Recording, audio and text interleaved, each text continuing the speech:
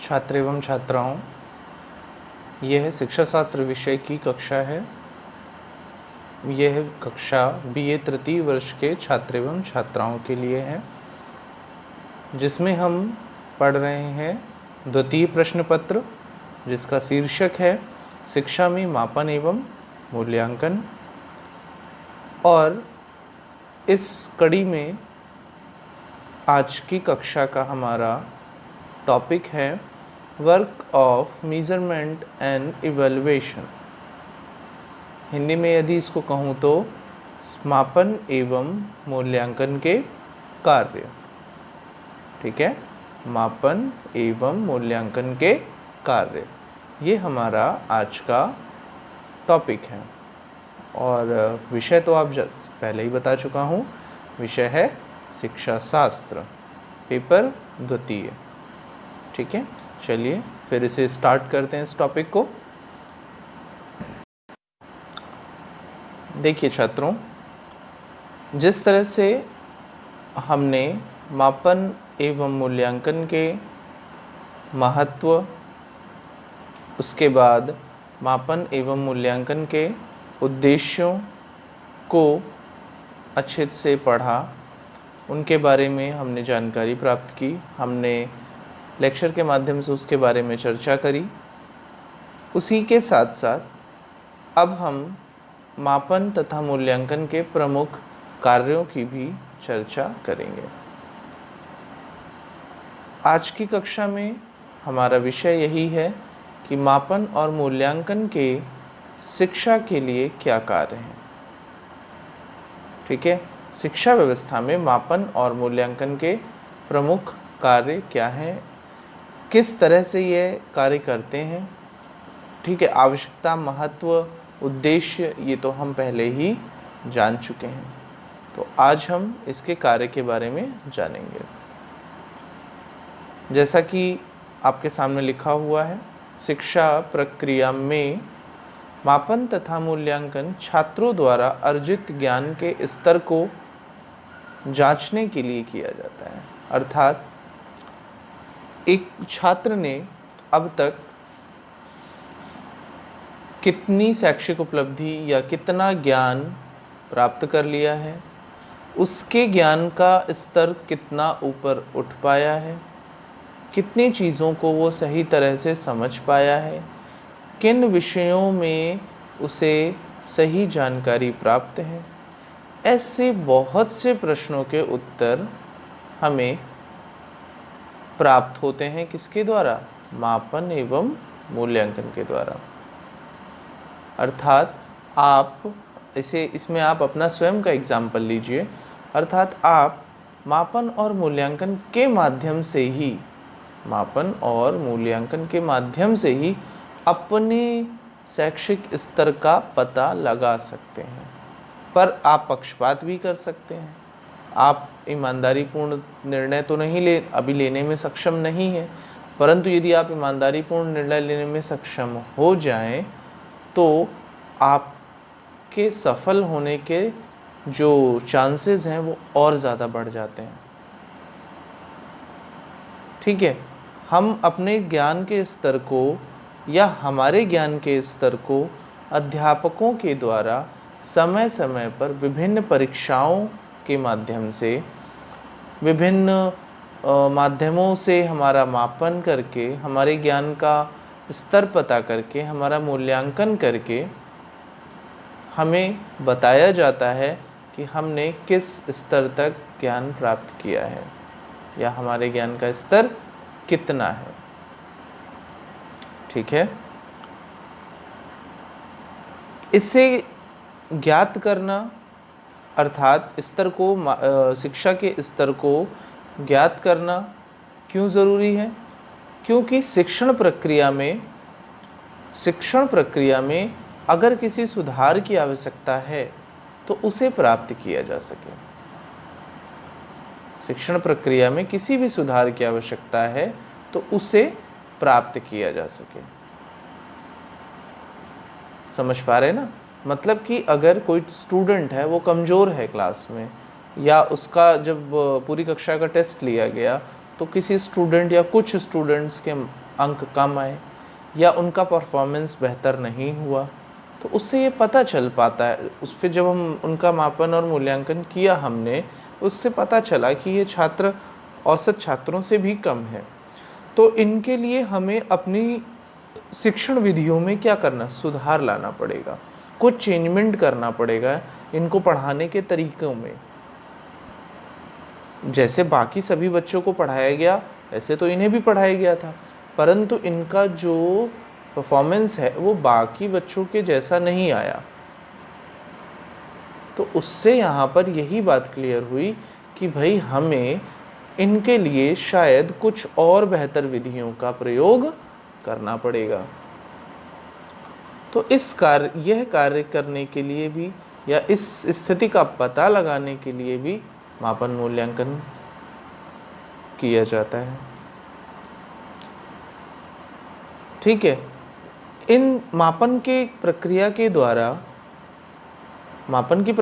द्वारा कमजोर छात्र जो होते हैं उनका विकास कैसे हो, उन्हें बेहतर तरीके से कैसे सिखाया जाए, इसमें सहायता मिलती है।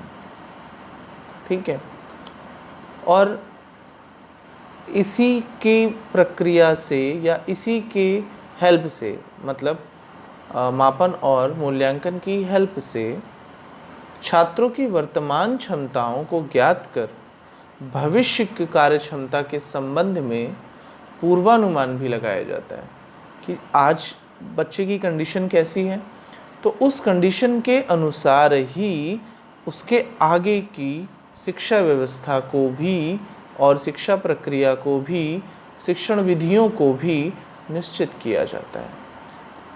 अगर छात्र का सही समय पर मापन, उसकी शैक्षिक उपलब्धियों का, शैक्षिक स्तर का मापन नहीं किया जाएगा तो उसकी जो भविष्य में जो उसके लिए अन्य आने वाले जो कोर्सेज हैं या जो अन्य आने वाला जो पाठ्यक्रम है उसे लाभप्रद उसके लिए कैसे बनाया जाए, उसके लिए आसानी से सीखने लायक कैसे बनाया जाए, इसके लिए मापन मूल्यांकन बहुत आवश्यक है।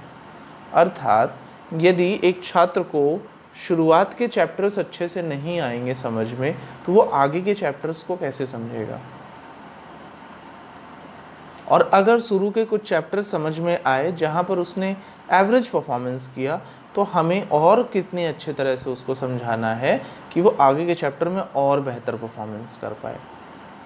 तो इन सारी चीज़ों को, इन कठिनाइयों को दूर करने के लिए मापन मूल्यांकन आवश्यक है। ठीक है, अब देखिए मापन तथा मूल्यांकन के 3 प्रमुख कार्य हैं। मापन मूल्यांकन के 3 प्रमुख कार्य बताए गए हैं: साफल्य निर्धारण, निदानात्मक कार्य तथा पूर्व कथन।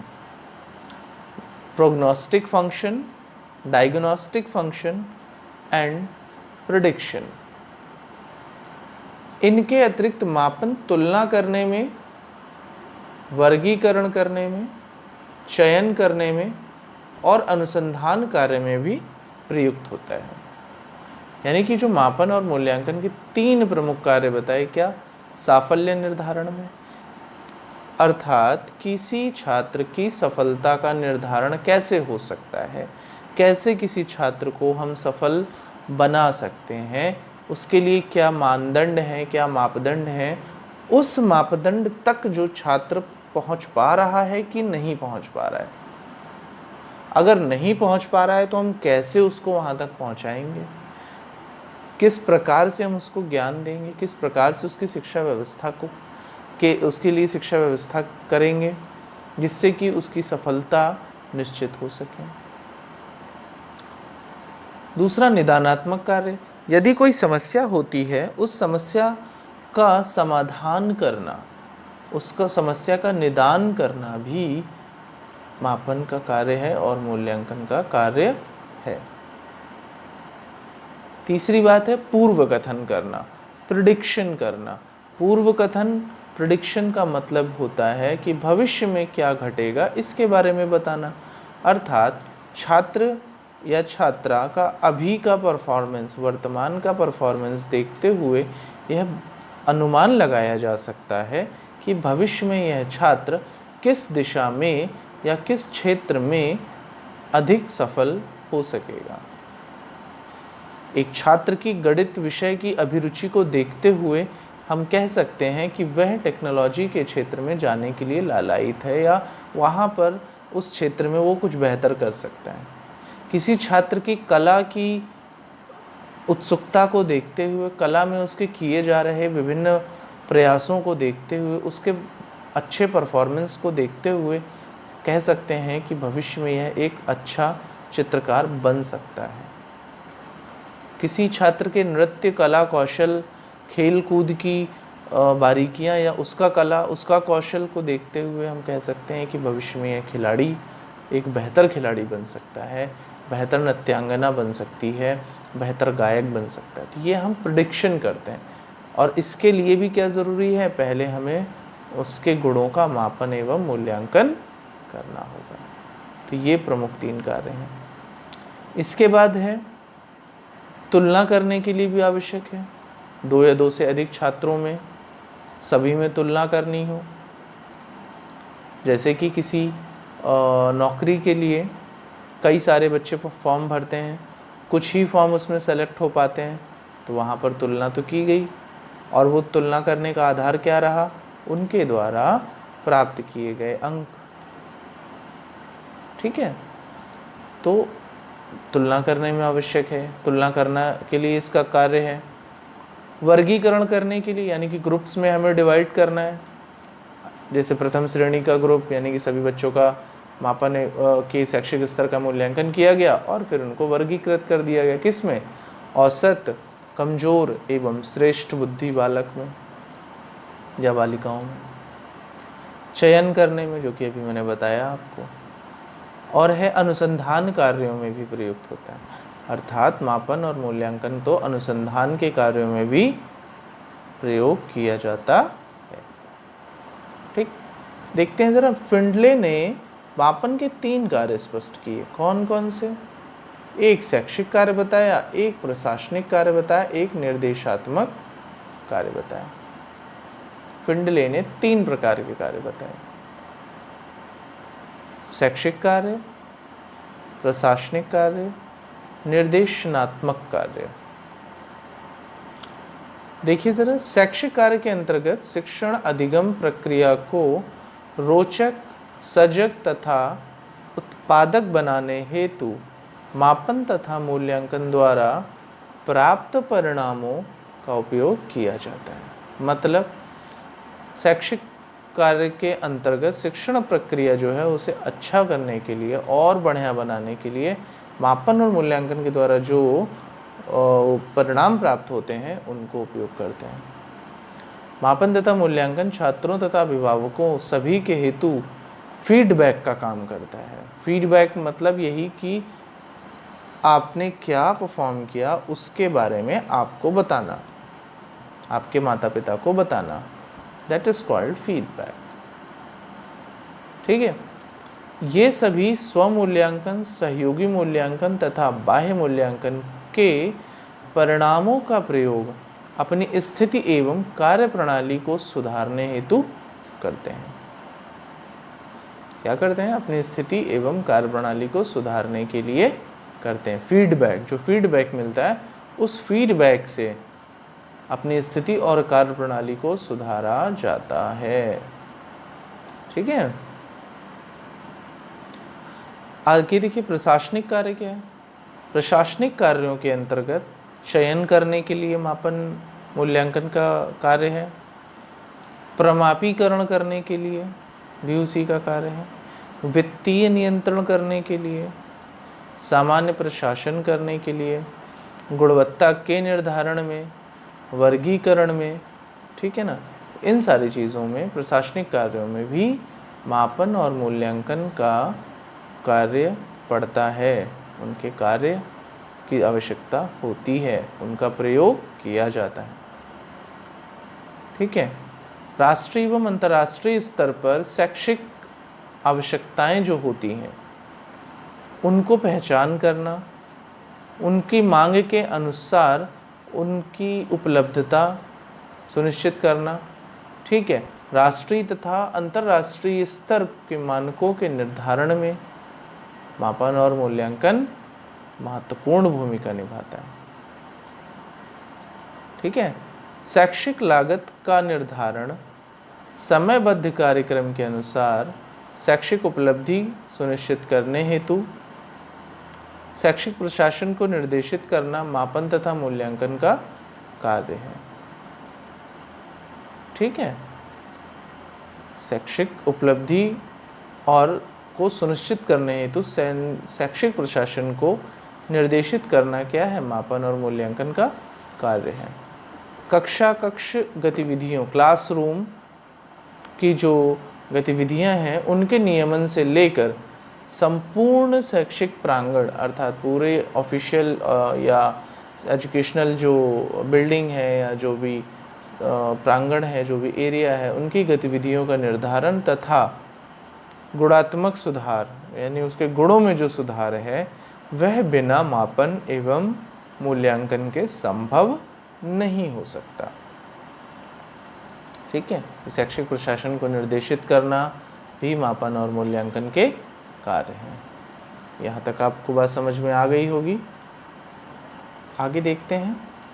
निर्देशन में कार्यों की छात्रों की क्षमता, रुचि, योग्यता तथा अभिक्षमता के पहचान तथा उनके अनुरूप शैक्षिक व्यावसायिक निर्देशन प्रदान करने में मापन मूल्यांकन का उपयोग होता है। अभी हमें तीसरा कार्य निर्देशनात्मक कार्य जानना था ना, तो ये वही है, निर्देशनात्मक। ठीक है ना। तो यहाँ भी हम प्रशासनिक कार्यों को देखने के बाद में हम यहाँ निर्देशन के कार्यों को देख रहे हैं कि निर्देशन कार्य में छात्रों की क्षमता, रुचि, योग्यता तथा अभिक्षमता की पहचान यानी जो छात्रों की क्षमता क्या है, उनकी रुचि क्या है, उनकी योग्यताएं क्या है, उनकी अभिक्षमता क्या है, उसे पहचान कर उसके अनुरूप शैक्षिक और व्यावसायिक निर्देशन प्रदान करना मापन तथा मूल्यांकन का कार्य है। इस कार्य के लिए मापन और मूल्यांकन का प्रयोग करते हैं। निर्देशन की सेवा की उपयोगिता तथा उसमें संशोधन भी मापन और मूल्यांकन के बिना संभव नहीं है। अर्थात किसी को भी अगर निर्देशन या उसका व्यावसायिक निर्देशन करना है, उसे निर्देश देने हैं, उसको मोटिवेट करना है, उसे दिशा दिखानी है, तो मापन व मूल्यांकन के बिना ऐसा संभव नहीं है, क्योंकि इसके बिना हम छात्र की जो अच्छाइयाँ हैं, जो खूबियाँ हैं, उन्हें पता नहीं कर पाएंगे और सही तरह से उनका मार्गदर्शन नहीं कर पाएंगे, वो संभव नहीं हो पाएगा। इसलिए मापन और मूल्यांकन का कार्य इम्पॉर्टेंट हो जाता है। पाठ्यक्रम तथा शैक्षिक गतिविधियों में परिवर्तन तथा मांग के अनुरूप शैक्षिक अनुभव को मापन के द्वारा ही सुनिश्चित कर सकते हैं। ठीक है ना।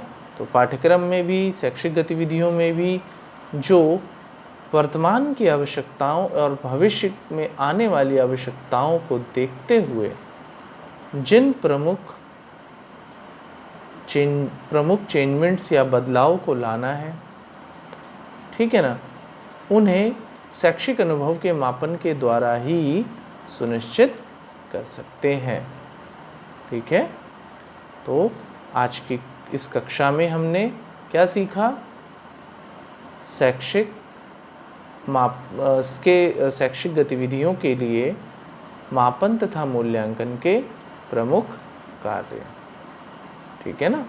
शैक्षिक गतिविधियों में मापन तथा मूल्यांकन के प्रमुख कार्य। आज के कक्षा के बाद जो होमवर्क रहेगा हमेशा की तरह वही है आपका, कि जिसमें आपको अपने स्वयं से अपने लेक्चर्स सुनते हुए और दिए हुए इन डेटा या इस इंफॉर्मेशन के माध्यम से स्वयं के अपने नोट्स लिखते जाएं और उसे याद करते जाएं। धन्यवाद।